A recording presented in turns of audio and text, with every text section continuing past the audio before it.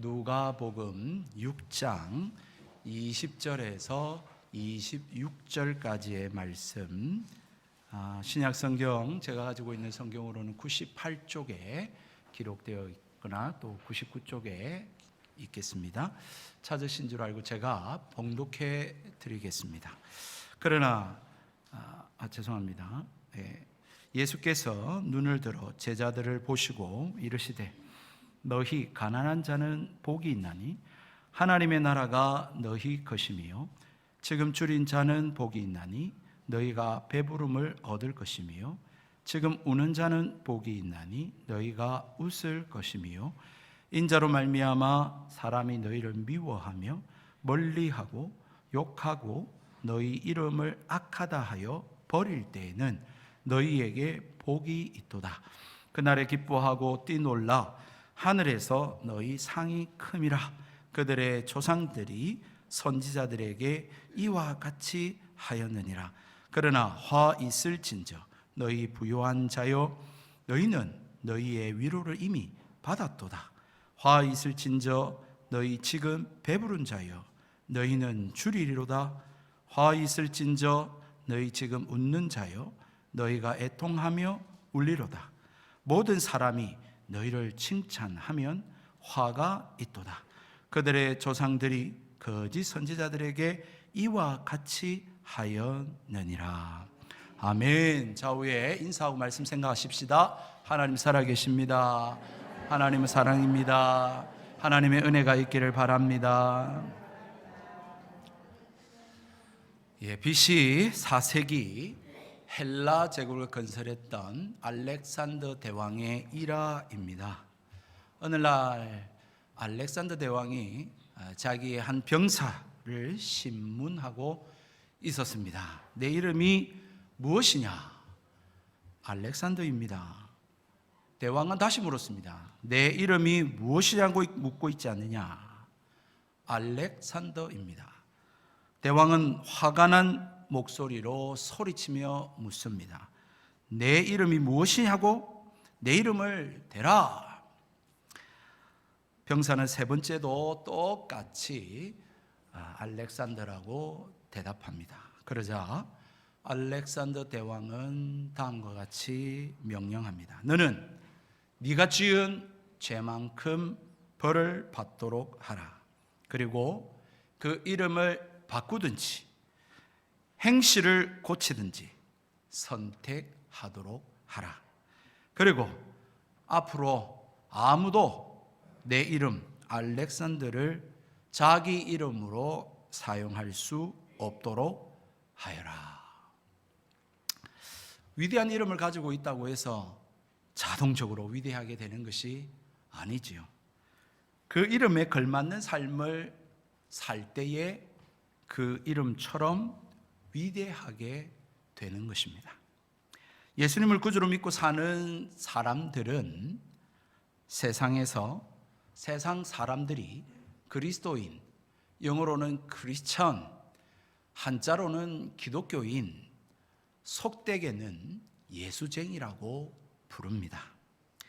사도행전 11장 26절에 만남에 안디옥에 데리고 와서 둘이 교회에 1년간 모여 있어 큰 무리를 가르쳤고 제자들이 안디옥에서 비로소 그리스도인이라 일컬음을 받게 되었다라고 하는 그리스도인으로 칭함받게 된 최초의 사건을 기록해 놓고 있습니다. 또한 사도행전 26장 28절에는 아그리빠가 바울에게 이르되 네가 적은 말로 나를 권하여 그리스도인이 되게 하려 하는도다 라고 하면서 하나님을 믿지 않고 바울과 믿는 자들이 핍박했던 아그리빠 왕이 자기로 하여금 그리스도인 되게 하려고 하느냐 라고 하는 이야기를 한 사건도 기록되어 있습니다. 하나님께서는 다양한 직분과 다양한 성품과 다양한 성향의 사람들을 부르셔서 예수님께서 하셨던 그 사역을 이어가게 하시고 복음과 진리를 전파하고 하나님 나라와 교회를 세워가도록 하셨습니다. 따라서 세상 가운데서 부름을 받고 세상으로 보냄을 받은 자가 그리스도인이다 라고 하는 말씀을 지난주에 우리는 살폈습니다. 그런데 그 말씀 가운데 한 가지 중요한 우리로 하여금 주는 경고와 그리고 또한 긴장케 하는 사실이 있었지요. 다름이 아닌 그 선택한 자 중에 가룟 유다가 있었다라고 하는 사실이었습니다. 이 부분은 많은 목회자들과 성경학자들로 하여금 논란을 일으킨 사실입니다. 여러분, 예수님이 밤이 맞도록 그렇게 기도하셨지 않습니까? 또한 모든 것을 버려두고 예수님을 따르는 제자들 중에 택하여 사도로 부르셨지 않습니까? 그런데 어떻게 그들 중에 예수님을 파는 사람이 나타날 수 있다는 말입니까? 여러분, 예수님이 몰랐습니까? 실수하신 겁니까? 그럴 리는 만무하죠. 하나님이신 예수님은 그럴 리가 없습니다. 그래서 많은 목회자들과 신학자들은 이건 하나님의 주권적인 선택이며 하나님의 놀라우신 경륜과 섭리와 계획 가운데 선택하신 일이다, 그렇게 말하고 믿습니다. 하지만 그래도 싹 개운치 않습니다. 제한된 이 이성을 가진 인간으로서 다 이해할 수 없는 것이 사실이겠지만 그럼에도 불구하고 찜찜함이 남습니다. 그래서 천국에 가면 꼭 물어보고 싶은 몇 가지 중에 한 가지이기도 합니다. 그렇다면 왜 성경이 이렇게 예수님께서 이 가룟 유다를 선택하셨는가, 실수하셨는가에 대한 사실을 왜 밝히고 있지 않을까요? 그것은 무엇을 말해주는 것입니까? 그것은 우리가 주목해야 될 사실이 아니다라는 것이죠. 다시 말씀드려서 왜 가룟 유다가 선택이 되어졌느냐라고 하는 그 선택의 문제에 집중할 것이 아니라 그가 그 이후에 살아온 삶과 그 인생의 끝, 결말이 어떻게 되는지를 주목하고 살펴보라고 하는 사실에 우리는 관심을 기울여야 한다라고 하는 사실입니다. 누가복음이 적어도 최소 AD 60년대, 늦어도 AD 80년대에 기록된 성경이 누가복음입니다. 다시 말하면 누가복음이 기록될 때는 이미 가룟 유다의 배신과 그의 종말인 죽음에 대한 사실이 있고 난 이후에 이 성경이 기록되었다라고 하는 사실이죠. 그래서 이 성경을 처음 받아든 독자들은 여러분 이 사실 앞에 어떻게 생각했겠습니까? 여러분, 이 누가복음을 기록한 저자는 이 성경을 통해서 그들에게 이 가룟 유다에 대해서 뭘 말하고자 했던 것일까요? 예수님 역시 마찬가지로 예수님이 제자들을 부르시고 그들이 해야 될 사역들을 보여주시고 난 이후에 오늘 이 사복 사화라고 하는 말씀이 이어지고 있습니다. 오늘 본문의 말씀에 별칭이 붙어져 있는데요, 이걸 평지설교다 그렇게 부릅니다. 마태복음 5장에서 7장까지를 산상설교라고 하는 별칭이 있거든요. 거기에 상응하는 설교가 바로 오늘 우리가 읽은 이 본문의 말씀입니다. 지금 우리가 읽은 누가복음 17장에 예수님께서 산에서 내려오사 평지에 서시니라고 하는 말씀에 근거해서 오늘 주어진 이 말씀과 그리고 이 49절까지 이어지는 이 말씀을 평지설교라고 그렇게 부르게 됐다라고 하는 것입니다. 그런데 여러분, 이 말씀, 이 17절의 말씀에 보면 예수님께서 그들과 함께 내려오사 평지에 서시니 그 제자의 많은 무리와 예수의 말씀도 듣고 병고침을 받으려고 유대 사방과 예루살렘과 두로와 시돈 해안으로부터 온 많은 백성도 있더라 라고 하는 이 말씀을 통하여 여러분 누군가를 연상시키고 있는 것을 보게 됩니다. 여러분 누가 연상이 됩니까? 마치 모세가 시내산에서 하나님을 40일 동안 대면하고 내려와서 이스라엘 백성에게 하나님의 이 법을 강론하였던 것처럼 예수님께서 산에서 내려오셔서 그를 찾은 많은 무리들과 제자들과 사람들에게 오늘 이 하나님 나라의 새로운 법칙을 말씀하고 계시다라고 하는 사실인 것입니다. 그런데 여러분, 예수님께서 평지로 내려오셨을 때에 무리들, 병든 자들, 유대, 또 여러분 지금 우리가 읽고 있는 이 본문의 말씀은 9장까지는 갈릴리 지역에서 일어난 사건이거든요. 그런데 지금 이스라엘의 수도라고 할 수 있는 예루살렘과 유대에서 수많은 사람들이 올라와서 지금 이 자리에 있는 겁니다. 그리고 뿐만 아니라 유대뿐만 아니라 이스라엘뿐만 아니라 이방 지역이라고 하는 시돈과 두로에서도 여러분 이방인들이 몰려와서 지금 예수님과 함께하고 있다는 것입니다. 다시 말해서 지금 수많은 무리들과 사람들이 이 평지 설교를 들었겠지만 예수님은 그들에게 다 하시는 말씀이 아니라 오늘 20절 말씀해 보니까 눈을 들어 제자들을 보시고 이르시되 라고 하는 말씀을 통하여 이 말씀은 예수님을 믿고 따르고 그렇게 주님을 섬기는 자들을 향하여 하신 말씀이다 라고 하는 것을 우리는 알 수가 있습니다. 다시 말해서 예수님을 믿고 예수님의 부름을 받고 제자가 되고 사도가 된 사람들이 어떻게 생활을 해야 되느냐, 하나님 나라의 거룩한 백성이 된 사람들의 삶이 어떻게 해야 되냐라고 하는 것을 가르치면서 너희들이 그리스도인이냐? 너희들이 하나님 백성이라고 그러면 삶으로 증명해라 라고 하는 지침을 가르쳐주고 계시고, 또 하나님의 백성이라면 자신을 이러한 자인가 살펴야 한다는 사실을 오늘 우리에게 가르쳐주고 있는 것이죠. 여러분, 증명되지 않는 사실을 가설이라고 합니다.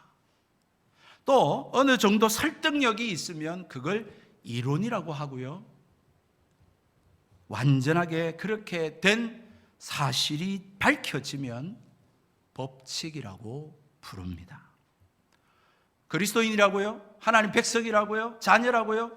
그렇다면 여러분 그것을 그렇게 된다라고 하는 사실로 밝히셔서 법칙이 되도록 해야 한다라고 하는 말씀이 바로 이 평지 설교의 말씀이라는 것입니다. 그래서 우리가 이제 매주 한 단락씩 이 말씀을 살펴볼 것인데요, 49절까지에 보면 세 단락으로 크게 나눌 수가 있습니다. 오늘 우리가 읽은 26절까지를 사복사화라고 이야기하고요, 27절에서 38절까지를 제자도의 시작이다 또 끝이다 라고 할 수 있는 사랑에 대하여 말씀하고 있고요, 마지막 49절까지에는 네 가지 비유를 드시면서 행함에 대한 강조를 하고 있는 말씀으로 구성이 되어져 있습니다. 이러한 평지 설교를 우리가 대하면 어떻게 보면 예수님께서는 이 하나님의 자녀와 하나님의 백성의 삶으로 초대하고 있는 것처럼 보이기도 하면서, 또 한편으로는 너희들이 그리스도인이냐? 너희들이 제자라고? 라고 하는 경고의 말씀으로 이 말씀을 주고 계심을 우리는 알게 됩니다. 예수님을 향하여서 주여 주여 하는 자들, 단순히 예수님을 확 쫓은 자들, 그들이 향하여서 기계적으로 그렇게 하나님의 백성이 된다라는 것이 아님을 말해주고 있는 것이고요, 기독교인이라고요? 또 뭐 직분을 받았다고요? 부름을 받았다고 해서 그 영광을 다 받아 누리게 되는 것은 아니라는 사실들을 오늘 주님은 이 말씀을 통하여 가르쳐주고 있는 것이죠. 여러분, 이 말씀을 일반 무리들도 받았지만 제자들에게 하셨다고 말씀을 했지 않습니까? 그 중에 있었던 가룟 유다, 그는 이 말씀을 어떻게 받아들였을까요? 우리가 이 말씀을 우리 함께 살펴보도록 하십시다. 여러분, 이 사복 사화를 살펴보기 전에 우리가 먼저 전제로 기억해야 될 것이 있습니다.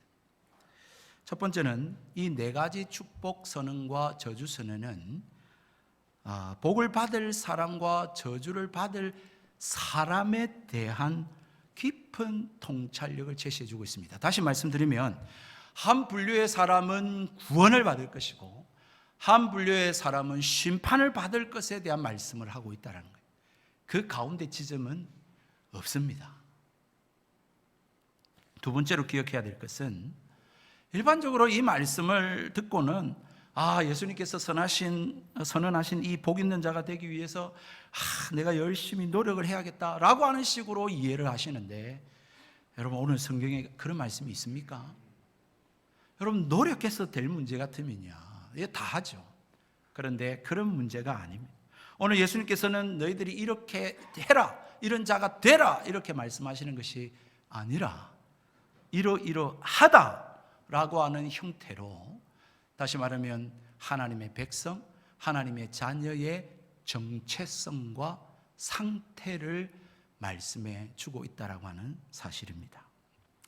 세 번째 기억하실 것은 이거는 죽고 난 이후에 하나님의 백성이 저 하늘나라에서 주님 다시 오셔서 누릴 복이라고 생각하는 분들이 많이 계시는데, 물론 틀린 말씀은 아닙니다만은 현재 예수님께서 임하셔서 살아계셔서 통치하시고 다스리실 내주 예수 모신 그곳이 어디에나 하늘나라라고 하는 우리의 찬양 고백처럼 지금 현재 누릴 수 있는 하나님 나라의 복이라고 하는 사실입니다. 여러분 21절에 지금 복뿐만 아니라 화해도 지금이라는 단어를 쓰고 있고요. 23절의 말씀에는 그날에라고 하면서 이러한 지금 복 있는 자의 상태와 정체성이 여러분 주님 다시 오셔서 이루어질 것과 함께 지금 내가 예수님을 모시고 살아가는 삶 현실 속에서 주어지는 복이라고 하는 것을 말씀하고 있는 것입니다. 여러분 그래서 이 말씀을 사실은 한 구절 해가지고 1시간 이상 설교를 해야 되는 본문의 말씀이지만 오늘은 전체적인 이 말씀이 뭔지를 말씀을 드리자면, 예수님께서는 복 있는 사람이 누구로 정의를 하고 계시느냐? 가난하고 줄이고 울고 핍박받는 자라고 선언하고 계십니다. 별로 아무도 놀라시지 않죠? 참 여러분 참 이상하지 않습니까? 예수님은 계속해서 성경을 보지만 참 예수님은 이상하십니다. 여러분 예수님께서 가져오신 하나님 나라의 놀라운 반전을 또 말해주고 있습니다. 하나님 나라의 급진적인 특징을 또 말씀하고 있고요. 하나님 나라의 혁명적인 혁신적인 패러다임과 가치관을 오늘 또 우리에게 보여주고 있습니다. 여러분 사실 가난한 거 누가 좋아할 사람이 있습니까? 줄이고 울고 핍박받는 거, 여러분 세상 눈으로 볼 때에 이게 무슨 복 있는 사람입니까? 여러분 세상 사람들의 관점으로 보면 이 사람들은 복이 없는 사람이죠. 지지리도 복이 없는 사람이죠. 그런데 이 세상적 관점에서 복 없는 사람들인 이 사람들을 향하여 예수님은 진정 이들이 복 있는 자다 그렇게 선언하고 있다라고 하는 사실인 것이죠. 그럼 도대체 그 이유가 뭡니까? 그 이유는 단 하나라고 말씀드릴 수 있습니다. 천국이 그들의 것이기 때문에 그렇습니다. 이것을 풀어서 말씀드리자면 하나님의 자녀로서 하나님께 속한 자이기 때문에 이들이 복 있는 사람이라고 성경은 말을 하고 있다는 것입니다. 그러므로 여기서 다시 한 번 더 말씀드리지만 이 복이라고 하는 것은 인간의 노력으로 인간의 의지로 되는 문제가 아니라 이거는 하나님께 속한 자의 상태, 하나님께 구원받은 백성의 정체성을 보여주고 있는 말씀이라는 것을 유념하셔야 됩니다. 따라서 여러분 오늘 성경에 기록되어 있는 이 하나님 나라 백성의 가난, 이 제자들의 굶주림, 그리고 여러분 그리스도인들의 울음, 예수님께 속한 예수님을 따르는 이 제자들이 받는 핍박, 여러분 이것은 이것 자체가 복이라고 말하는 것이 아니라 하나님 나라의 복과 연결되어 있다라고 하는 사실을 말해주고 있는 것입니다. 오해하지 마십시오. 여러분, 가난 그 자체가 복 아니에요. 그래서 여러분 집 팔고 땅 팔고 가난하게 되려 하지 마십시오. 여러분, 굶주림 자체가 복이라는 것이 아니에요. 울음, 핍박 자체가 복이라고 말씀하시는 것이 아니라는 것입니다. 만약에 가난 그 자체가 복이라면 반대로 화는 부가 화라고 말씀하고 있는 것 아니겠습니까? 여러분, 그러면 성경에 부자라고 여러분 표현되어 있고 기록되어 있는 이사, 이 거부라고 표현되어 있거든요, 성경에. 그 사람은 그럼 화를 받은 사람인가요? 욥도 당대의 의인이고 여러분 이만한 사람이 없다 그러는데 그 사람은 벌 받은 사람인가요? 여러분, 솔로몬도 여러분 버림받은 사람입니까? 여러분, 이와 같이 이것을 그 자체로 우리가 이해를 하면 여러분, 구약 성경의 믿음의 조상들은 다 벌 받은 사람들이고요, 신약에 예수님을 장사했던 여러분 아리마대 요셉, 그를 부자라고 성경이 기록해 놓고 있거든요.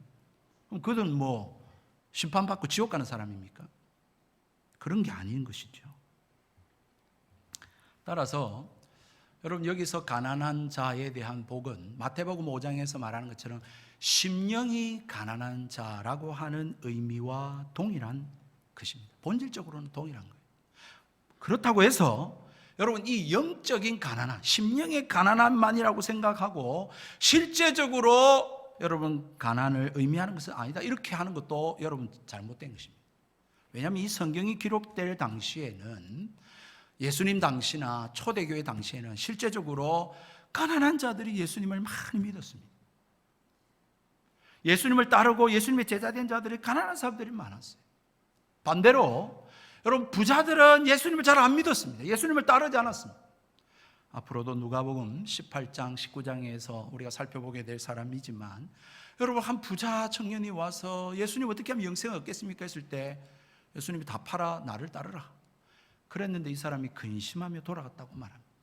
19장에는 여러분, 부자와 가난한 사람, 이 거지 나사로의 비유를 들면서 여러분, 부자가 천국에 들어가는 것이 낙타가 바늘기에 들어가는 것보다 더 어렵다, 그렇게 예수님이 말씀하실 정도였습니다.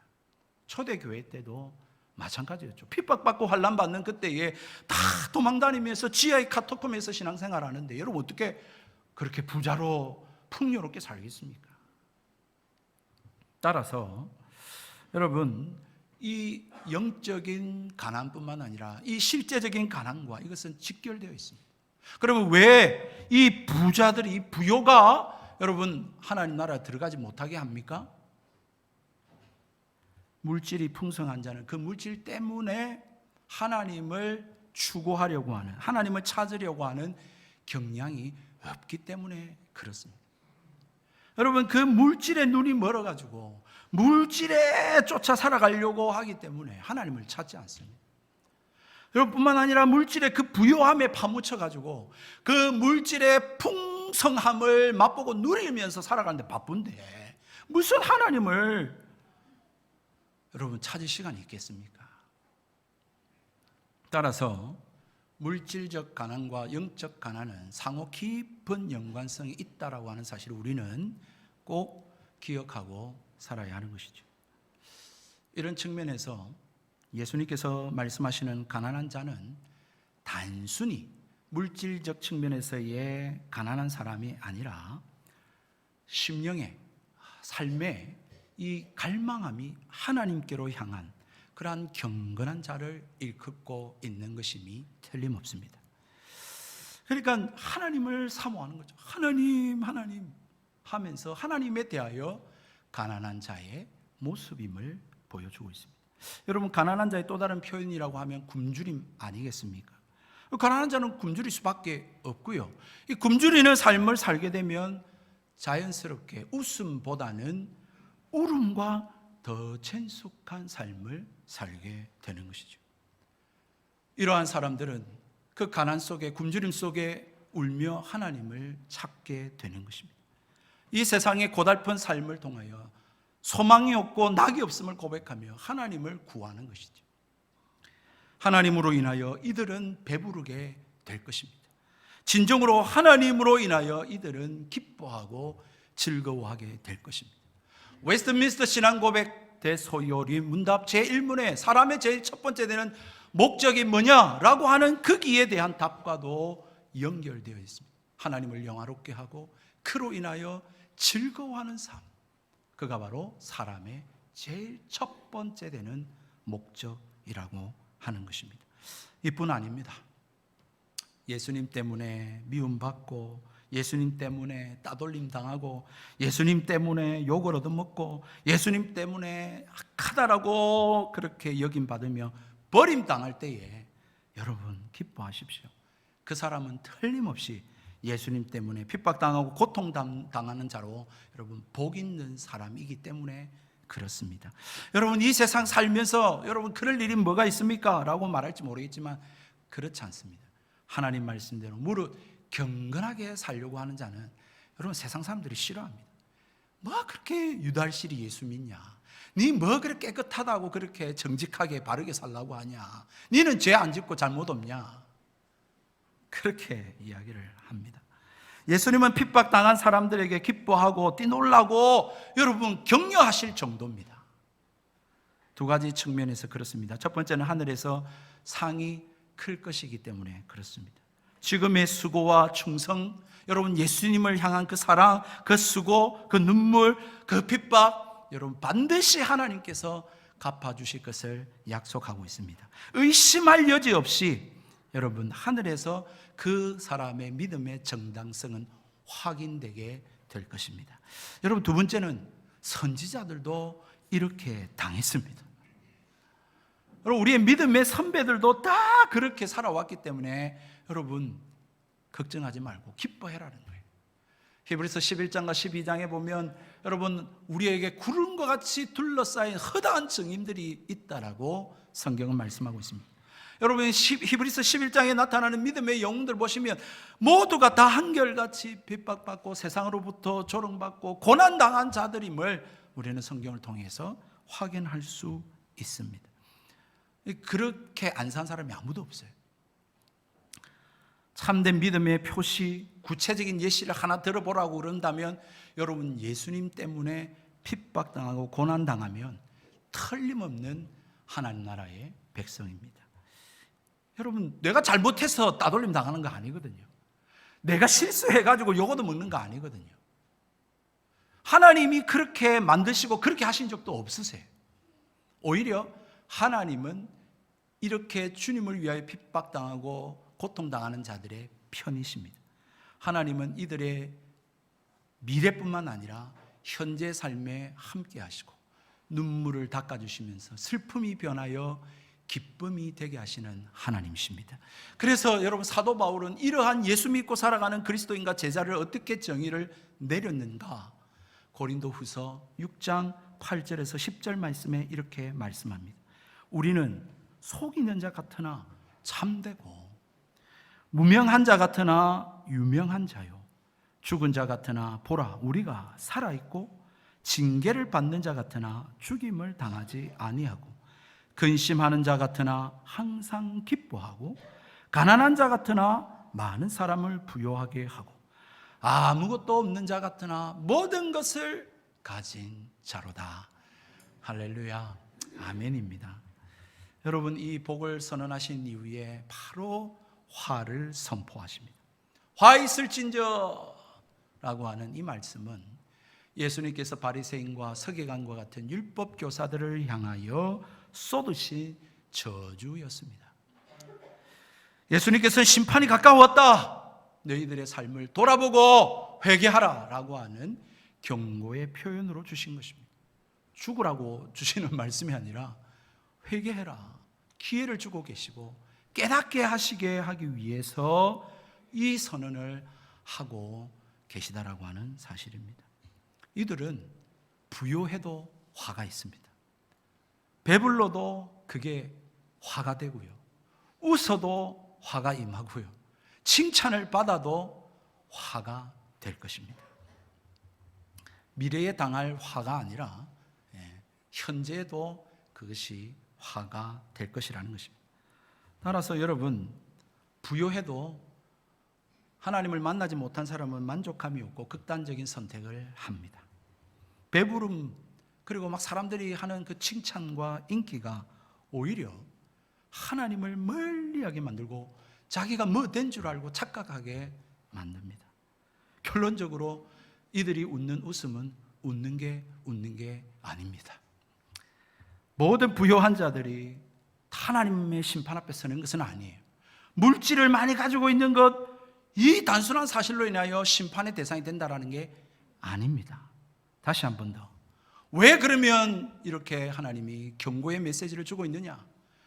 물질에 풍성한 자는 물질을 쫓기 때문에 하나님을 쫓고 구하지 않기 때문에 그렇습니다. 물질로 인하여 내가 기뻐하고 즐거워하고 부요하고 평안한 거지, 하나님으로 인하여 부요하고 기쁘고 평안한 게 아니기 때문에 그렇습니다. 이들은 이미 세상의 것들로 말미암아 위로를 다 받았습니다. 여기서 받다라고 하는 이 헬라어 단어는요, 다 받고 영수증까지 써줬다 이런 표현입니다. 그러니까 하나님이 주실 게 없어요. 하나님께로부터 받을 게 없는 사람들이다라는 것입니다. 이러한 풍족한 삶 때문에 하나님을 사랑하지 않습니다. 뭐 하나님이 하냐, 막 일요일 한번 교회 왔으면 됐지. 그들은 죄에 대해서 고민도 없습니다. 이게 뭐가 죄고 이렇게 하는 게 맞는 건지 안 그런 생각 자체를 안 합니다. 어떻게 하면 먹고 살까, 어떻게 하면 더 누릴까, 이 생각하고 살죠. 이러한 사람들은 그러므로 말씀에 대하여 찔림도 없고 회개도 없습니다. 그야 말대로 하나님을 떠난 교만한 그런 자기 안전이라고 하는 이 부요에 취해서 지금은 배부르고 웃고 있지만 그들을 기다리고 있는 것은 지옥의 고통과 슬픔과 그리고 심판이 기다릴 뿐입니다. 여러분, 네 번째 화는 참 재미납니다. 이것이 예수님으로 인하여 핍박당하는 자와 대조를 이루고 있습니다. 그러니까 예수님으로 인하여 핍박을 받지 않는 반대 사람은 오늘 26절에 보니까 모든 사람에게 칭찬을 받는다, 그렇게 말씀을 하고 있습니다. 그들에게 화가 있을 것이라는 거예요.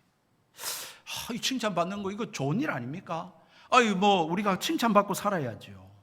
그런데 예수님은 모든 사람에게 칭찬받는 것은 그것은 하나님을 믿는 믿음이 아니다라는 것입니다. 왜냐하면 예수님은 바르게 사셨는데도 불구하고, 칭찬받을 삶을 사셨는데도 불구하고 핍박을 받으시고 십자가를 지셨습니다. 그 예수님을 믿고 이 말씀대로 사는 사람들, 무릇 경건하게 살고 사는 자는 핍박을 또한 받을 것입니다. 그것은 우리가 미워서가 아니라 예수님을 이 세상이 미워했기 때문에 그렇습니다. 마치 이러한 삶들은 거짓 선지자의 삶과 같다, 그렇게 성경은 말씀해 주고 있습니다. 여러분, 거짓 선지자들이 그랬거든요. 그들은 하나님 말씀을 전하는 게 아니라 사람들을 기쁘게 하려고 어떻게 하면 사람들에게 칭찬받을까 하는 생각으로 그들은 사람들의 귀에 듣기 좋은 말만 하였던 자들이었습니다. 그렇기 때문에 사람들로부터 칭찬을 받았지요. 이들은 하나님을 기쁘시게 하는 자가 아니라 사람을 기쁘시게 하는 자입니다. 하나님 앞에서 사는 사람들이 아니라 사람들 앞에서 사는 사람들입니다. 그렇기 때문에 하나님 말씀에 신경을 쓰고 사는 삶이 아니라 사람들 눈치 살피느라 살아가기에 급급한 사람들입니다. 그래서 이 세상 살면서는 칭찬받을는지 모르죠.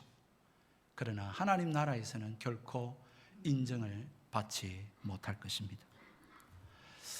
말씀을 정리할까 합니다. 사랑하는 성도 여러분, 오늘날 그리스도인과 이 교회가 세상의 소망이 되고 있습니까? 아니면 근심 걱정거리가 되고 오히려 지탄의 대상이 되고 있습니까? 세상의 빛과 소금이 되지 못하고 오히려 개혁의 대상이 되고 있다면 여러분, 그것이 우리가 말씀대로 믿음으로 막 그렇게 그리스도를 위하여 살기 때문에 그런 겁니까? 아니면 어디에 그 원인이 있다라고 생각하십니까?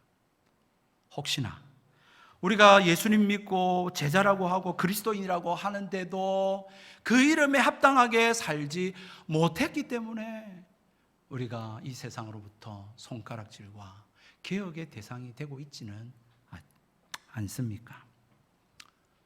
참 안타까운 일이죠.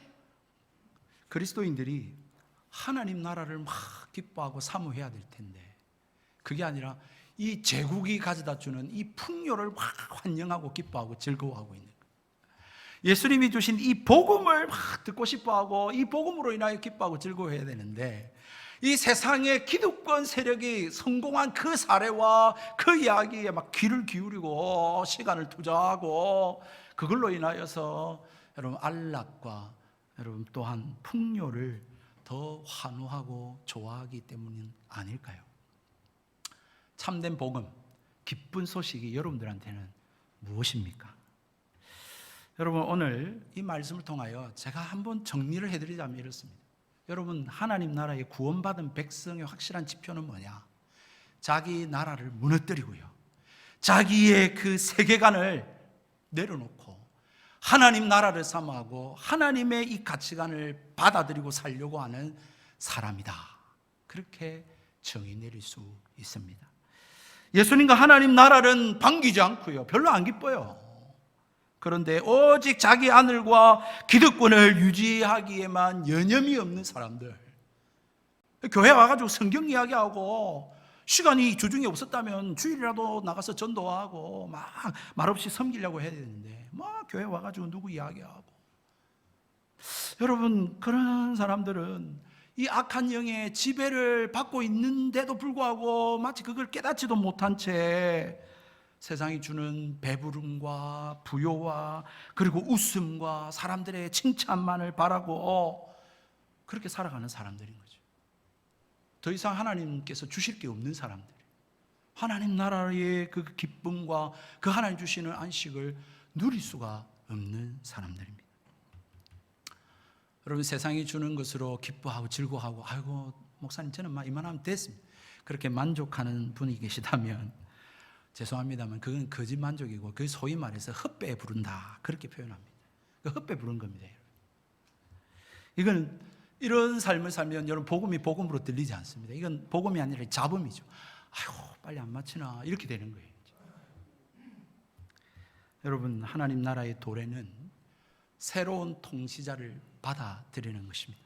이 세상에 새로운 가치관과 세계관을 내가 받아들이는 것입니다. 그렇기 때문에 이 세상이 좀 잘 안 맞습니다. 이 세상 사는 게 좀 불편합니다. 그러니까 빨리 주님 오셨으면 좋겠고, 그리고 이 땅을 하나님 나라 이루어 가야겠다라는 생각으로 살게 되는 것이죠. 그래서 이 세상의 유혹이 되지 않습니다.